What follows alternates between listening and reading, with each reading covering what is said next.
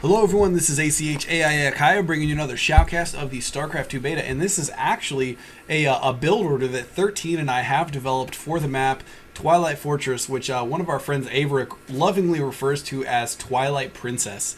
Anyways, needless to say, I think I've mentioned this before, we do not like this map, so we always do some kind of a cheese strategy, and we've kind of landed on one build that actually is a lot of fun to do, and it seems to be effective most of the time. 13, do you want to go ahead and lay out what your particular build order is for the Protoss on this? Sure, Kai. Basically what I do is I send my 7th probe over to build a proxy pylon somewhere close to their base. And I'll actually end up building some proxy gateways at that pylon as soon as my pylon's done.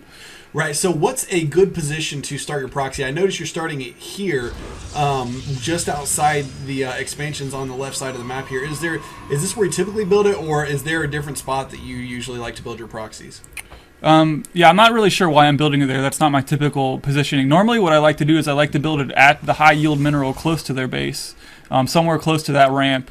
I build my proxy gateways there, and then once I'm done proxying units in at that point, I'll take that base and start to mine from it. Yeah, actually, I'm sorry, I just noticed. Oh, there was an SCV that apparently scouted right next to where you're building these proxy buildings. But apparently he just barely missed wow. it. So I'll dodge a little bit of a bullet there. But anyways, that is why you typically build in the high yield bases, correct? Because they do not scout there. Or tucked a little bit back more in that corner there so that I won't be spotted by an overlord or a scouting unit. Right, absolutely. Okay, so you open up with the proxy gateways, and then you just basically try to... How many zealots do you usually get before you push in? I'll normally have about 3 or 4. 3 is probably my typical build there. What I like to do is I like to build, I like to have 12 probes mining minerals, and then I basically just pump zealots from that proxy gateway.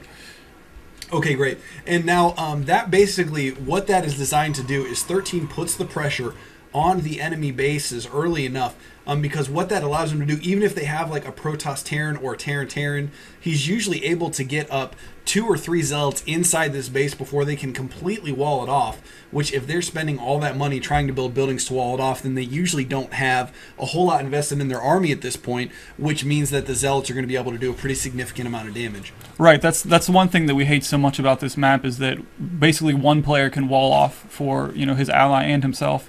And it makes it very easy just to go defensive and to macro up. Right, and there is only one entrance, so that entrance is shared between both bases. So if that's able to be walled off, both players can fast expand and pretty much tech to their heart's content as long as they can defend that choke. Now, just to give you a perspective on what I'm doing during this build, while 13 is doing this early proxy and rush strategy, as you can see, he is getting in there with still a little bit of a gap in the wall, so he's going to be able to do some serious harassment. Looks like I got in there right before that bunker went down. Right, exactly, and it looks like this is a hard wall off, so the timing very, very good on that. So these zealots going to be able to get in here, take out this one Marine that the Terran player does have, and now doing some work on the mineral line. So these SCVs in a lot of trouble already with a handful of zealots inside the base, and it looks like you do have one more zealot coming up, although it is not going to be able to get indirectly because there is a hard wall off, although it looks like that zealot trying to be a hero, taking on that marauder all by himself and a few SCVs. But anyways, just to give you, while 13 is doing that harassment, what I do is I go to, I get my spawning pool on 12, like I usually do for my speedling builds, and then I'll get both extractors around 15.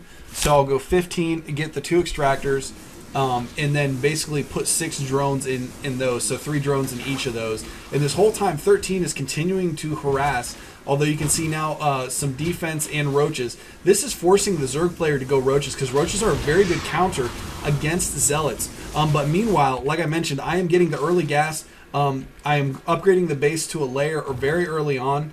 And then, of course, I am putting down a spire now.